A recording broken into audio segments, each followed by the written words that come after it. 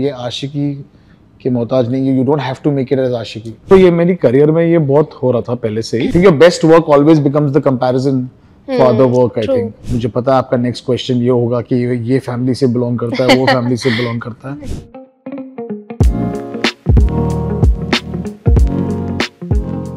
Hi, this is Tanu and welcome to Peeping Moon. एक film हवा के झोंके की तरह आई और पूरे इंटरनेट पर छा गई है, जिसका नाम है सैयारा। ऐसे में फिल्म के डायरेक्टर मोहित सूरी हमारे साथ हैं, तो लेट्स डाइव।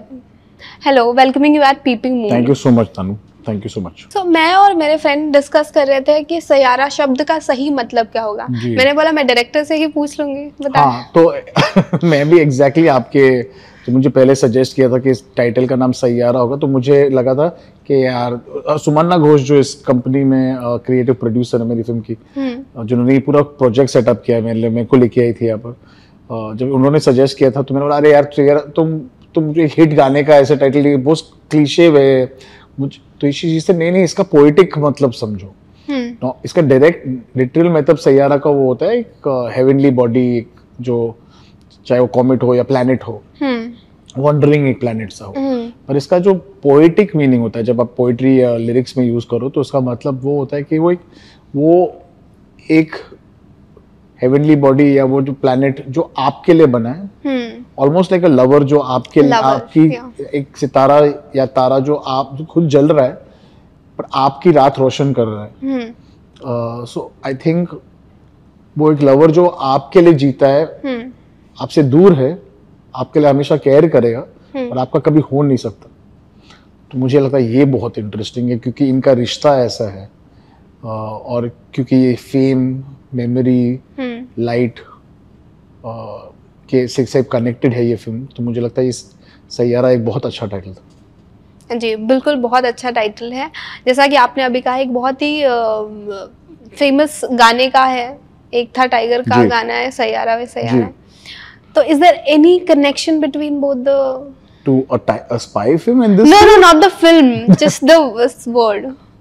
Like सैयारा वहाँ से कहीं भी इंस्पायर्ड है क्या? जैसे उन्होंने वो लिरिक्स में यूज किया था, बट आई थिंक हाँ, मुझे लगा था कि शुरू में जब उन्होंने टाइटल सजेस्ट किया था, मुझे लगा था कि वो गाने से, बट मैंने एक बहुत अच्छा गाना, हमारे विशेष में एक गाना था जिस अनुराग दादा ने बनाया था, जिसका नाम था हमारी अधूरी कहानी। उस पे मैंने एक टाइटल बनाया था। फिर वो लम्हे वो बातें पे मैंने एक पिक्चर बनाई थी, वो लम्हे। आई थिंक कभी ना कभी वो टाइटल, कभी गाने का एक फोनेटिक होता है और उससे अच्छे टाइटल भी बनते हैं। अभी एक विलेन टाइटल उस पे गाना बनाना तो थोड़ा मुश्किल हो जाता, बट आई थिंक आशिकी ले लो, वो गाने बने थे पहले और उससे वो टाइटल आशिकी आया था। So, अभी आपने इसमें इसका टाइटल ट्रैक है सैयारा ही टाइटल ट्रैक है, उसमें आपने कश्मीरी सिंगर फहीम अब्दुल्ला को लाना, how was it for you? मैंने उनका जो सबसे वायरल गाना है इश्क सुना है, आपने क्या मैंने भी वही सुना था। और पर हमेशा याद रखना, मुझे ऐसा लगता है कि जब भी एक नए आवाज, कुछ वैसे अगर सिंगर हो, अगर नए लड़के को लॉन्च करो, तो हमेशा एक नई आवाज उसके साथ, मैंने ये पहले इमरान हाशमी के साथ तो बहुत बार किया था, बट आदित्य के साथ अरिजीत को हम लोगों ने इंट्रोड्यूस किया था, और ये पहले भी होता रहा है, चाहे वो शैलेंद्र सिंह बॉबी के टाइम लॉन्च हुआ था, चाहे वो लकी अली को ऋतिक रोशन के साथ एक पहली बार फिल्म में किया था। तो मैं हमेशा ढूंढते रहता हूँ कि नई आवाज करे, ताकि जो ये लड़की की को फ्रेशनेस दिखाए। और तब मैंने इश्क सुना, तो मैंने जब तनिष्क को कहा था कि मुझे इसके साथ काम करना है, तनिष्क ने बोला था इसके पास बहुत अच्छे गाने भी है। हाँ। और फिर हम अरसलान से मिले, फहीम से मिले, तनिष्क ने हम दोनों को मिलाया, तब मुझे पता लगा कि वो मेरे साथ काम करना चाहते थे। मैं तो एक फैन की तरह उनको मिलना चाहता था, मुझे ये नहीं पता था कि वो मेरे फैन थे। और फिर इरशाद भाई आए और फिर ये गाना बना।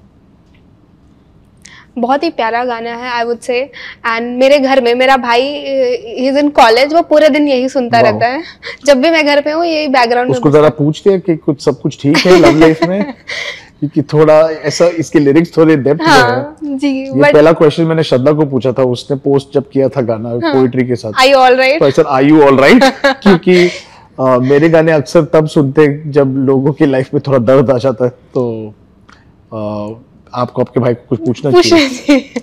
जी, फिल्म जैसा कि आपने पिछले एक इंटरव्यू में कहा था कि this film was the first draft of Aashiqui 3 by any chance? No, so what happened is when they offered me Aashiqui 3, obviously they were being ritualistic के पहली पार्ट सेकंड पार्ट मैंने बनाई थी, तो थर्ड पार्ट के लिए offer किया था। ये आइडिया था कि जो मैं बनाना चाहता था, पर वो कुछ जल्दी में थे, उनको अनाउंस करना था और उस वक्त मेरे पास स्क्रिप्ट रेडी नहीं था, और मेरा एक पर्सनल बिलीफ है कि बिना स्क्रिप्ट के मैं अनाउंस नहीं करता।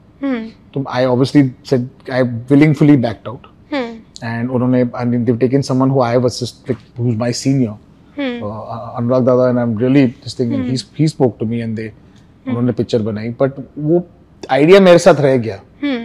तो उस वक्त मेरा एक फ्रेंड है जिसको मैं बहुत मानता हूँ, जिसका नाम है लव रंजन, वो एक डिनर पे मुझे पूछ रहा था कि क्या थी वो कहानी। तो मैंने बोला यार नहीं यार ऐसी कुछ अभी थोड़ी बननी है, तो उन्होंने बोला ऐसे ही बता दो। तो मैंने उनको ये आइडिया नरेट कर दिया, तो उन्होंने कहा कि ये तो बहुत अच्छी कहानी है और ये आशिकी के मोहताज नहीं है, you don't have to make it as Aashiqui, तुम इसको सेपरेटली एक कहानी बना सकते हो। And I really thank him for it, because आपको सिमिलैरिटीज दिखेंगी, बट आप जब फिल्म देखोगे आपको पता लगेगा ये पिक्चर कितनी अलग है उससे। Because he pushed me to say ये एक अलग पिक्चर है, तुम्हें ये पिक्चर बनानी चाहिए। पर अगर आप इंटरनेट पे देखेंगे तो there are already like connection between both the film, people are connecting Aashiqui with Sayyara। तो देखो ये मेरी करियर में ये बहुत हो रहा था पहले से ही, जब मैं मैं 14 फिल्म्स ओल्ड हूँ, तो जब मैं आशिकी बना रहा था तो वो वाला में से कनेक्ट कर रहे थे। जब मैं मर्डर 2 बना रहा था तो आवारापन से कनेक्ट कर रहे थे। जब मैं विलन बना रहा था तो मर्डर 2 से कनेक्ट कर रहे थे। तो I think they always do that, they see this thing. I think आगे जाके जब कोई और पिक्चर बनाऊंगा तो सैयारा से कंपेयर करेंगे। I think your best work always becomes the comparison for other work, I think. और Aashiqui, I mean I am surprise कि 12-13 साल बाद भी लोग आज अगर आशिकी के बारे में बात करें, means the film has survived in people's hearts. दिमाग भूल जाता है बट या दिमाग भूल जाता है बट दिल भूलता नहीं है। That's what the film experience. बड़ा प्रोडक्शन है, बड़े डायरेक्टर हैं, why newcomers? So exactly, this is the best question I think anyone's ever asked me in this whole promotion series.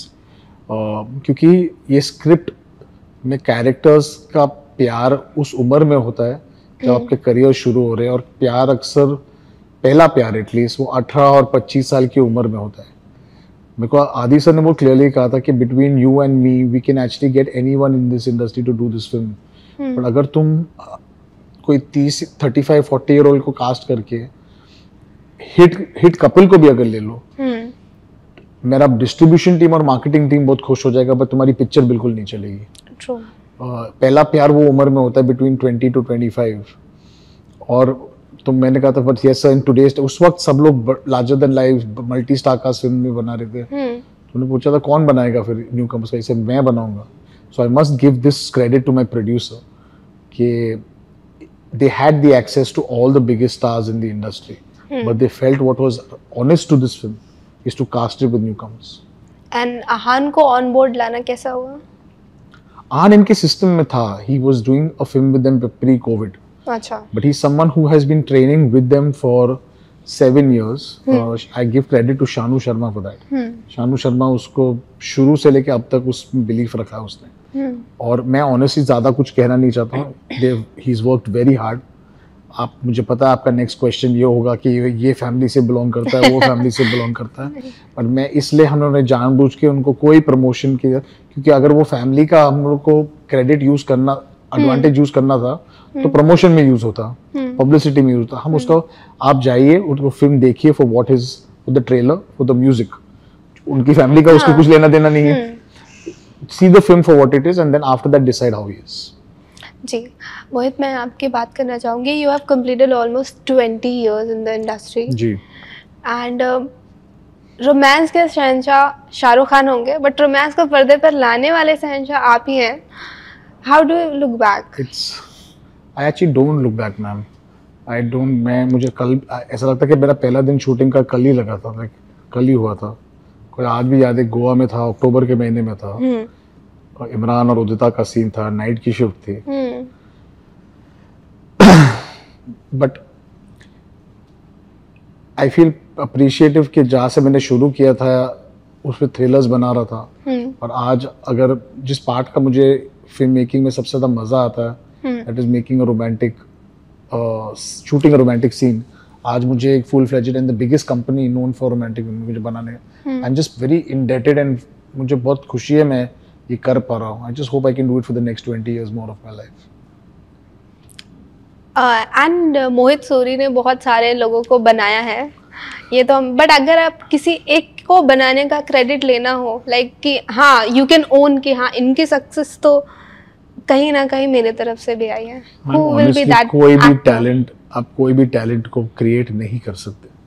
Talent is like a star in the sky, आप उसको discover कर सकते हो. मैं नहीं करता तो कोई और करता. I can't even take credit to totally 100% to even creation of my own children, because उसमें भी 50% कंट्रीब्यूशन मेरी बीवी का है जी. And also the luck of nature के यू नो इट हैपेंड. तो you can not create talent. Talent is discovered. You are just a part of that process and you should be grateful for that. Thank you so much. Thank you you. so much, Mohit. It was nice talking to you. Thank you very much.